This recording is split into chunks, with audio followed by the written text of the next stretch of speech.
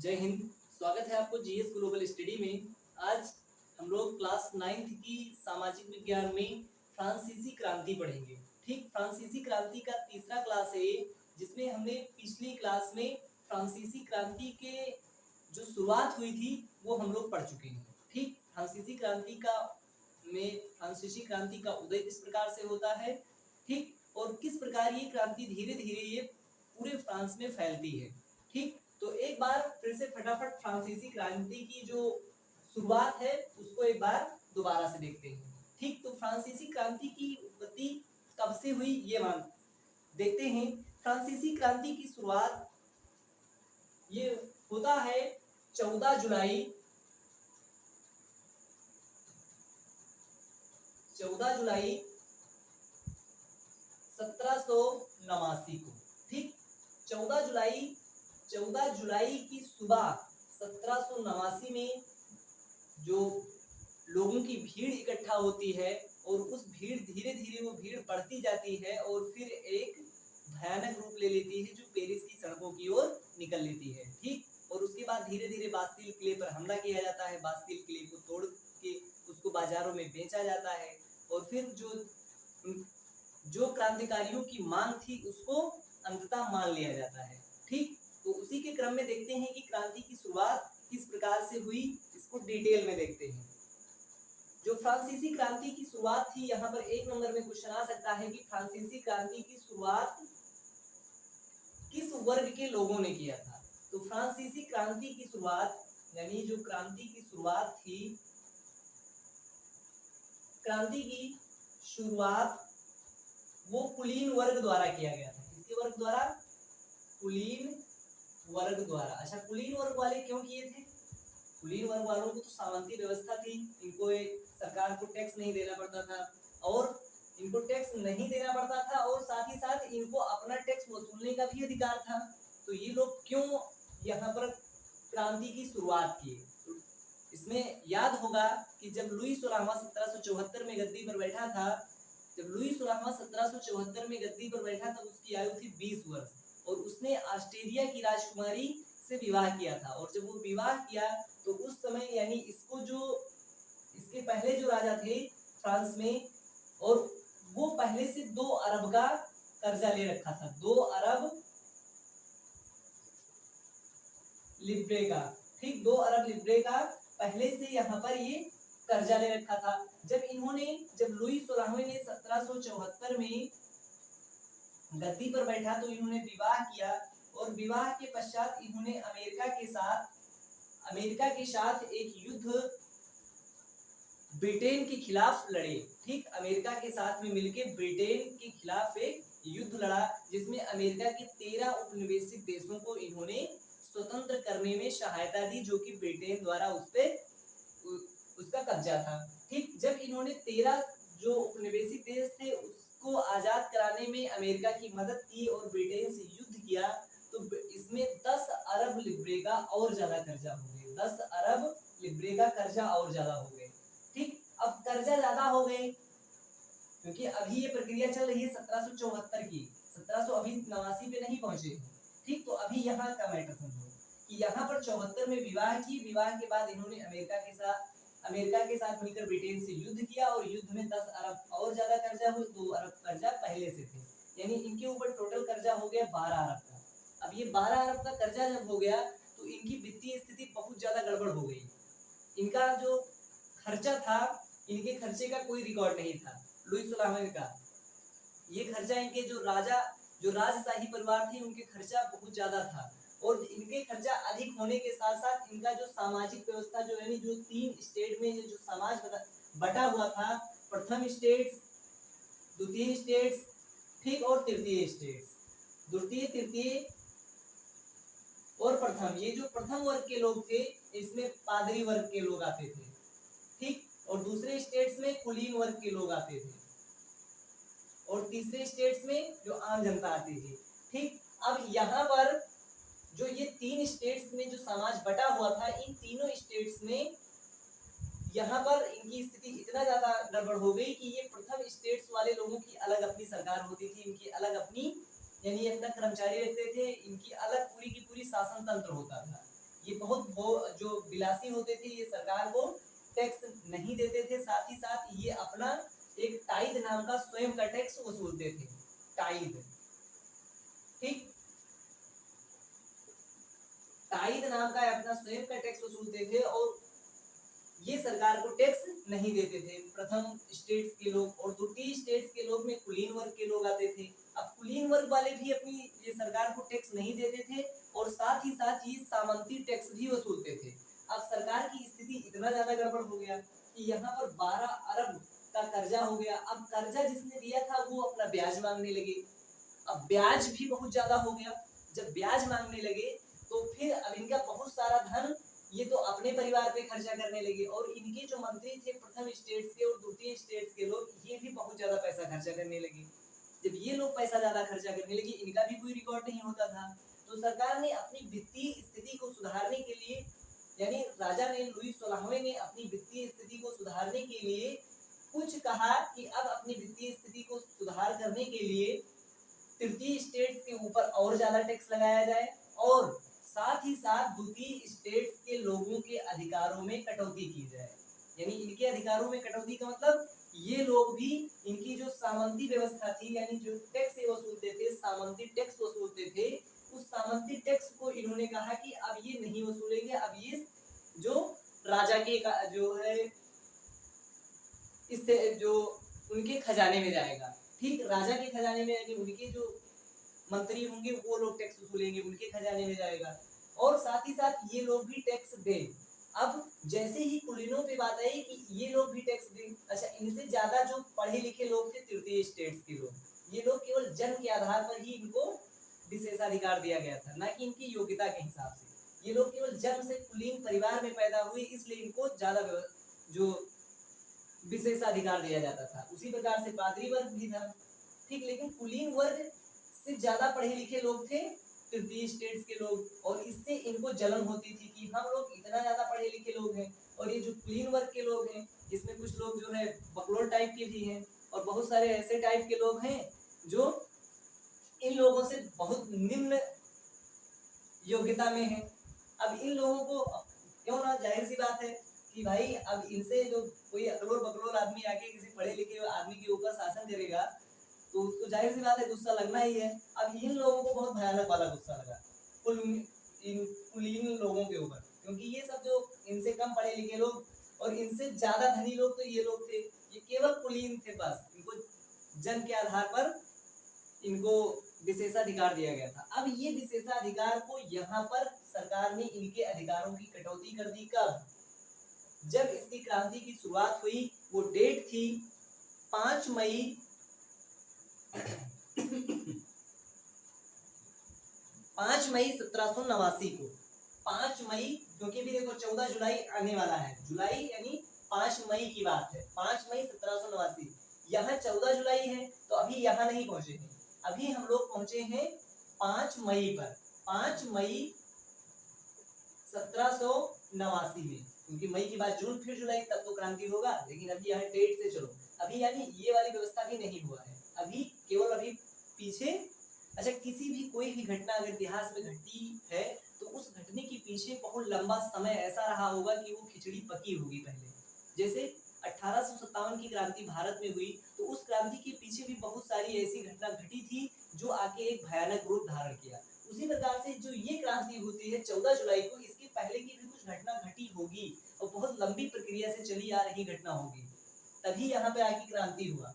ठीक, तो ये 5 मई 1789 को यहाँ पर एक नया कर लगाने का प्रस्ताव रखा। अभी इनके अधिकारों को, जो कुलीन वर्ग के लोग थे, इनके अधिकारों को कम करने का जो प्रस्ताव रखा गया राजा द्वारा कि हमारी वित्तीय स्थिति अच्छी नहीं है, जब तक हमारी वित्तीय स्थिति अच्छी नहीं होती आपको आपके अधिकारों से वंचित होना पड़ेगा और आपको टैक्स भी देना पड़ेगा और आप जो सामंती टैक्स वसूलते हैं आप उसको नहीं वसूलेंगे, उसको सरकार वसूलेगी। ठीक, इतनी बात हुई।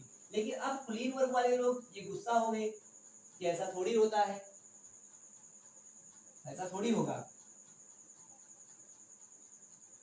कि जो है हम टैक्स ना ले और हम तुमको टैक्स दें, बल्कि हम ले भी ना और टैक्स दें भी, ऐसा तो कभी हो ही नहीं सकता। हम कुलीन हैं, आई एम कुलीन।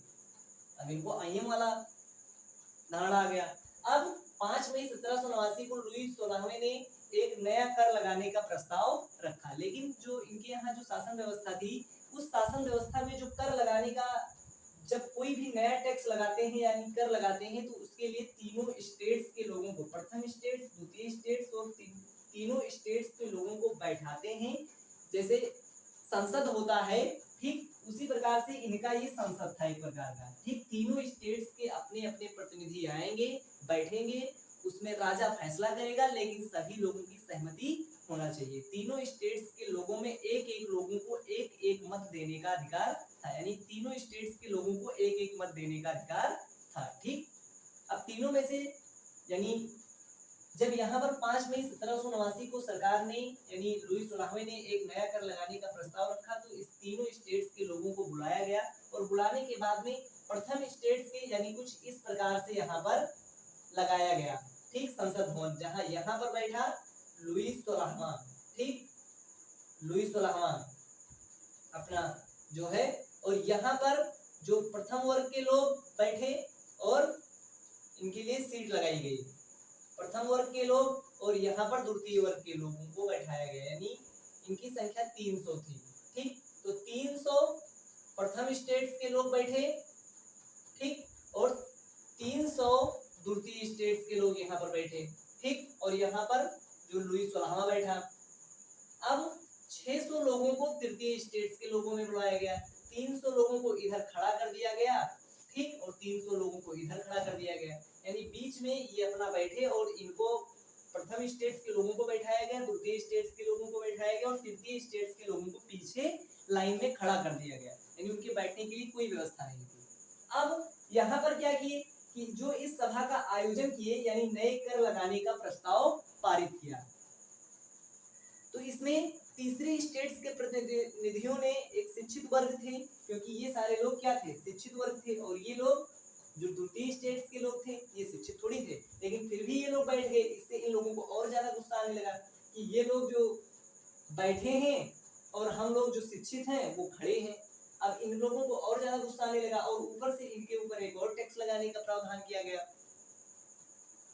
और इस सभा में जितने भी किसान थे, गरीब थे और कारीगर लोग थे, यानी गरीबों को, किसानों को और कारीगरों को इस सभा में आने की अनुमति नहीं थी। अगर गरीब है तो इस सभा में नहीं आ सकते हैं, ठीक, किसान है तो इसमें नहीं आ सकते हैं, कारीगर है तो इसमें नहीं आ सकते हैं।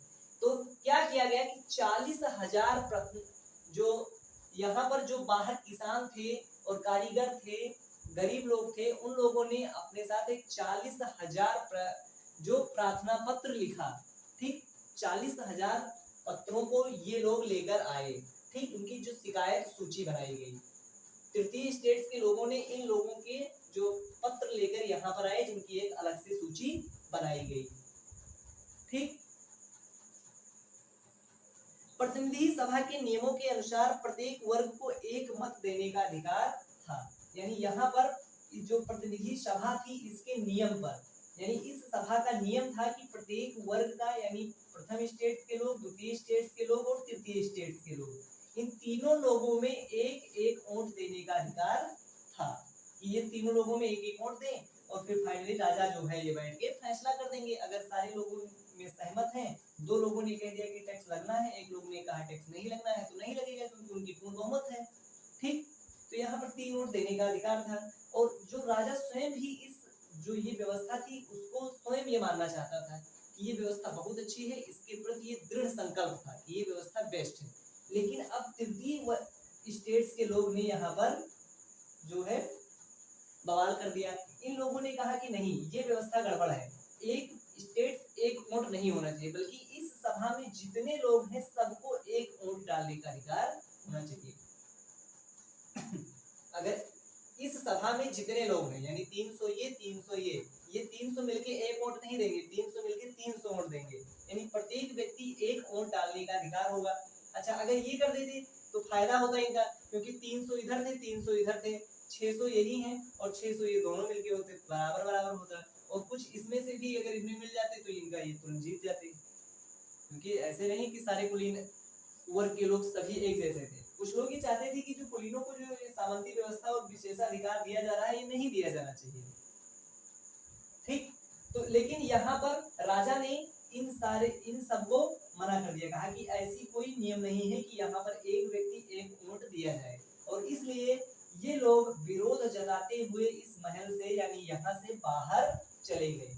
ठीक, यहाँ से बाहर चले गए।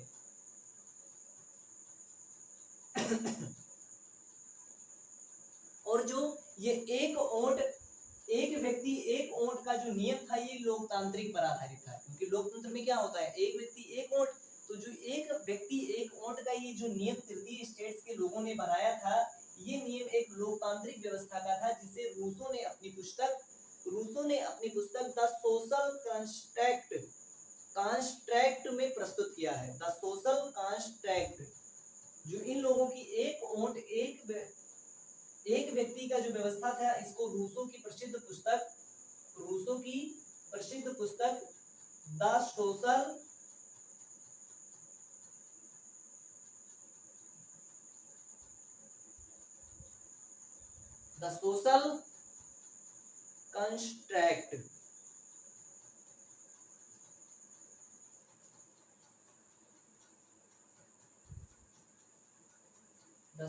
कंस्ट्रक्ट में इसका वर्णन किया गया है, इसको प्रस्तुत किया गया है। ठीक, जब सम्राट ने प्रस्ताव को अस्वीकार कर दिया तो तीसरे स्टेट्स के प्रतिनिधि विरोध जताते हुए सभा से बाहर चले गए, और जाने के बाद तीसरे स्टेट्स के प्रतिनिधि स्वयं को संपूर्ण फ्रांसीसी का प्रवक्ता मानते थे, और 20 जून को यह प्रतिनिधि वर्साई के इंडोर टेनिस कोर्ट में एकत्रित हुए। कहां पर एकत्रित हुए? तो वर्साई के इंडोर टेनिस कोर्ट में 20 जून, क्योंकि यहाँ 5 मई को ये व्यवस्था हुआ, सारे लोग बाहर चले गए, और जब बाहर जाने के बाद में भीड़ और ज्यादा बढ़ी और लोगों की मांग होने लगी, यानी ये व्यवस्था यहाँ पर लाए थे, इस व्यवस्था को हटाकर यहाँ पर एक व्यक्ति एक ऊंट की जो व्यवस्था थी इसका मांग हुआ, और भी जो यहाँ पर टैक्स लगाए थे इसका विरोध हुआ, और इन लोगों को कुलीन वर्गों का विरोध होने लगा, पादरी वर्ग के लोगों को विरोध होने लगा कि अब ये जो विरोध हो रहा है, यानी बहुत ये चरम सीमा पर पहुंच गया विरोध, कि पादरी वर्गों को जो विशेषाधिकार दिया जाता है वो भी नहीं दिया जाना चाहिए, सब जो कुलीन वर्गों को जो विशेषाधिकार दिया जाता है उसको भी नहीं दिया जाना चाहिए। इसके लिए विरोध बहुत ज्यादा बढ़ गया, और डेट थी 20 जून की। ठीक, अभी 5 मई को ये घटना घटी नए करके प्रस्ताव वाला, उसके बाद में 20 जून,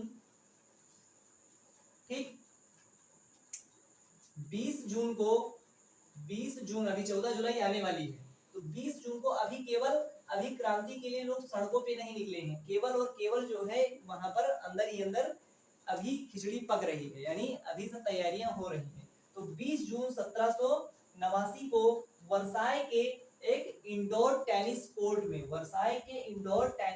में लोग इकट्ठा हुए, और इकट्ठा होने के बाद में वहां पर उस टेनिस कोर्ट में एकत्रित हो रहे और अपने आप को नेशनल असेंबली घोषित कर दिया। टेनिस कोर्ट में जब इकट्ठे हुए तो अपने आप को नेशनल असेंबली घोषित कर दिया। क्रांतिकारियों ने 20 जून 1789 को वर्साई के इंडोर टेनिस कोर्ट में एकत्रित होकर अपने आप को नेशनल असेंबली घोषित कर दिया, घोषित करनी और शपथ लिया, और जब तक कि सम्राट की शक्तियां कम करने वाला संविधान तैयार नहीं किया जाएगा तब तक असेंबली भंग नहीं होगी। और इसका नेतृत्व मिराबे और आबेशिये ने किया था। मिराबे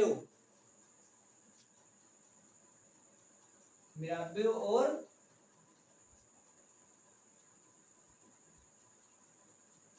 आबेशिये ने किया था। ठीक, मिराबे और आबेशिये ने किया था। मिराबे का जन्म कुलीन परिवार में हुआ था। जो ये मिराबे नाम का व्यक्ति था, मिराबे ये कुलीन था। क्या था? कुलीन था।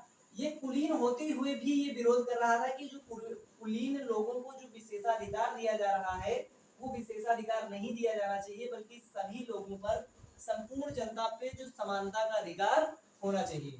यानी जो मिराबे क्या थे? कुलीन परिवार के थे, लेकिन ये जो है ये कह रहे थे कि जो कुलीनों को जो सामंती व्यवस्था विशेषाधिकार दिया जाता है वो नहीं देना चाहिए, बल्कि संपूर्ण जनता को समानता का अधिकार देना चाहिए। ठीक।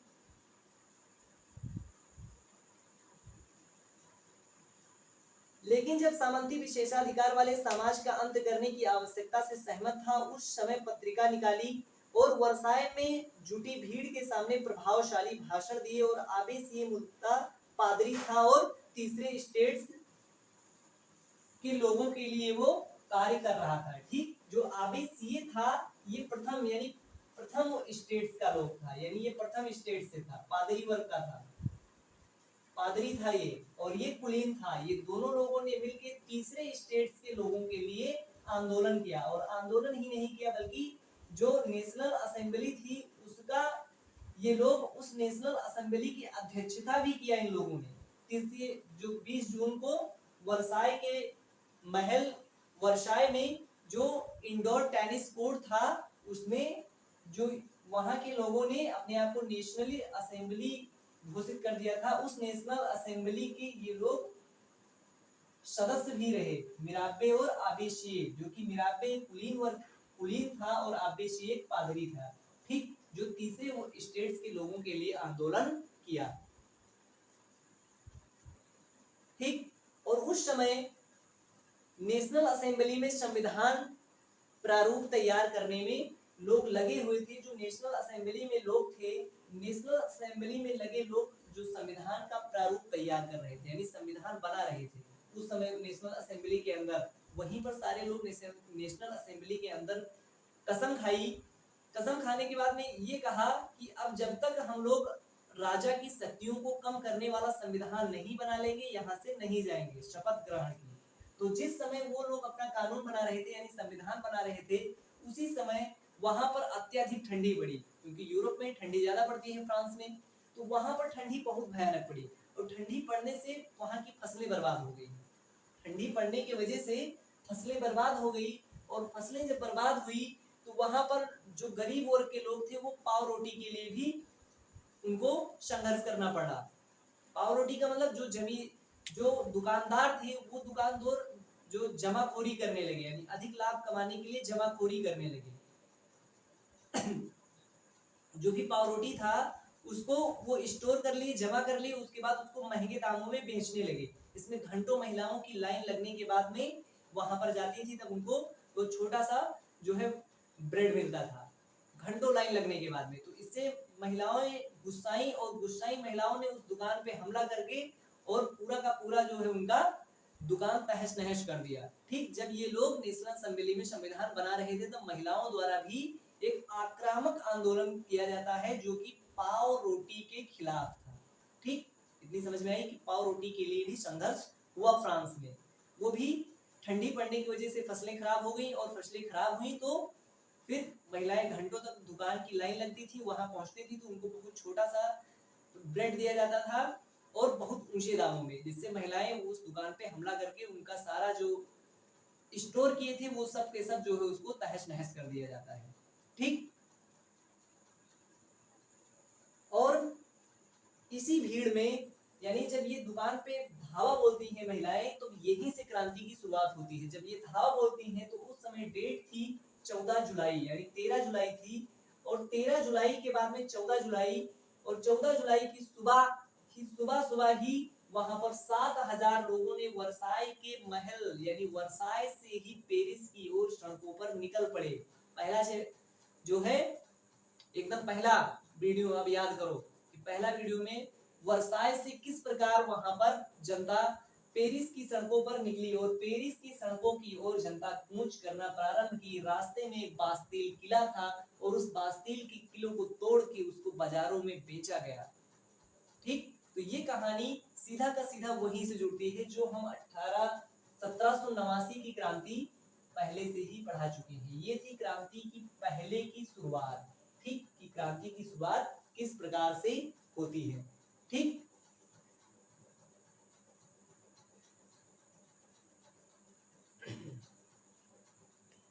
इतने में यहाँ पर अभी घटना रुकी ही नहीं थी, यानी ये घटना तो चल ही रही थी, और उसी बीच में देहाती इलाकों में एक और अफवाह फैल गई।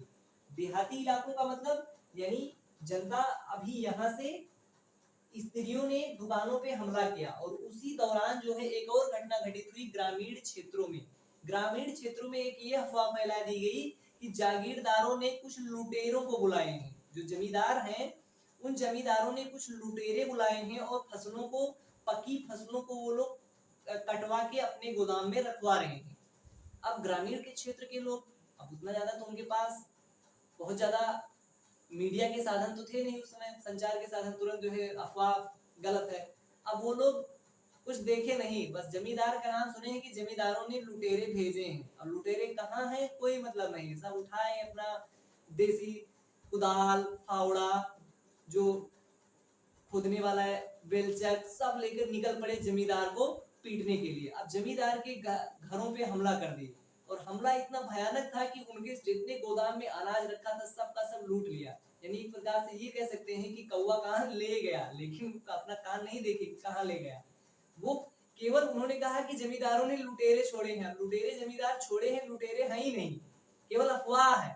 और सब निकल लिए अपना लेकर हथियार जागीरदारों की और जमींदारों के घर, और उनका पूरा दबाव, उनका पूरा घर तोड़ के, उनके गोदामों को तोड़ा, उनके पूरे अनाज को लूट के सब कुछ लेके जो है भाग जाते हैं। और जमींदार की स्थिति इतनी खराब हो जाती है कि उनको भागना पड़ा। बहुतों ने तो अपना जो है राज्य छोड़ के, अपना देश छोड़ के दूसरे देश में जाके शरण ले लिया। इतना भयानक जो है अफवाह फैलाई, उतना भयानक वहां पर विद्रोह हुआ। अब ये भी एक घटना घटी इसी दौरान जब महिलाओं ने दुकानों पे हमला बोला।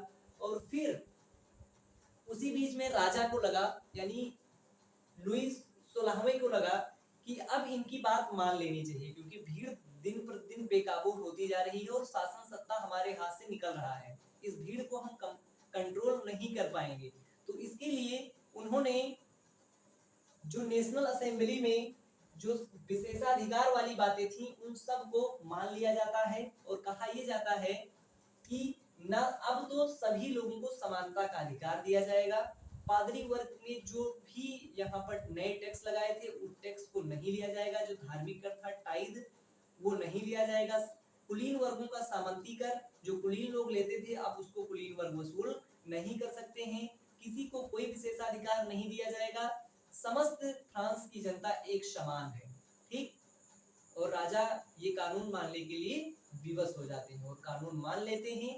और फिर वापस से, और ये कानून मानते कब है, 14 जुलाई 1789 को शुरुआत होती है और ये अंत कब होता है, मानते कब है, 1799 में, ठीक। 1799 में यहाँ पर ये सारी घटनाएं घटित होके ये समाप्त हो जाती हैं। और अब जब ये पादरी वर्ग का जो टाइद नामक टैक्स था उसको खत्म कर दिया गया और कुलीनों का जो सामंती टैक्स था उसको खत्म कर दिया गया, तो इससे सरकार के खाते में बहुत ज्यादा पैसा हुआ, जो कि 12 अरब लिब्रे का जो नुकसान था, अब वो सरकार 20 अरब लिब्रे का फायदा हो गया। यानी सरकार के अकाउंट में 20 अरब लिब्रे हो गया। सरकार का इतना ज्यादा फायदा हो गया केवल और केवल इस क्रांति से और इन दोनों के सबको समानता के अधिकार देने में, ठीक। तो इतनी बात समझ में आई। आज का क्लास इसमें केवल कहानी है, कहानी को समझो कि कहानी में हुआ क्या है, ठीक। तो उसके बाद जो अगला हमें पढ़ना है वो फ्रांसीसी क्रांति के कारण। ये थे क्रांति की शुरुआत, ठीक। शुरुआत इस प्रकार हुई, लेकिन इसके कारण क्या थे, यही कारण नहीं थे, इसके सामाजिक कारण भी। लगभग सब चीज पढ़ चुके हैं, बस केवल हमको क्रमबद्ध रूप से सजाना है, क्योंकि इस चैप्टर में इतना ही घटना हुआ है। लेकिन अब उसको जब तक क्रमबद्ध तरीके से नहीं सजाएंगे, पूरी घटना आप लोगों को पूरा पता है क्या हुआ है और किस प्रकार से घटना हुआ, किस प्रकार से यहाँ पर क्रांति की शुरुआत हुई और किस वर्ग द्वारा हुआ, तो वो सब पता है, प्रथम स्टेट, द्वितीय स्टेट, तृतीय स्टेट। लेकिन अब लिखने के लिए इसको क्रमबद्ध रूप से सजाना पड़ेगा, ठीक। तो अब जो हमारा नेक्स्ट क्लास होगा उसमें हम यहाँ पर क्रमबद्ध तरीके से लिखेंगे कि इसकी शुरुआत फ्रांसीसी क्रांति के कारण क्या थे, सामाजिक कारण क्या है, राजनीतिक कारण क्या है और आर्थिक कारण क्या है, ठीक। तो इस प्रकार से यहाँ पर इन कारणों को पढ़ेंगे, ठीक। आई होप कि आप लोगों को आज का क्लास समझ में आया होगा। आप लोग क्लास को शेयर करिए, ज्यादा से ज्यादा लाइक करिए, सब्सक्राइब करिए। फिर मिलते हैं नेक्स्ट वीडियो में। जय हिंद।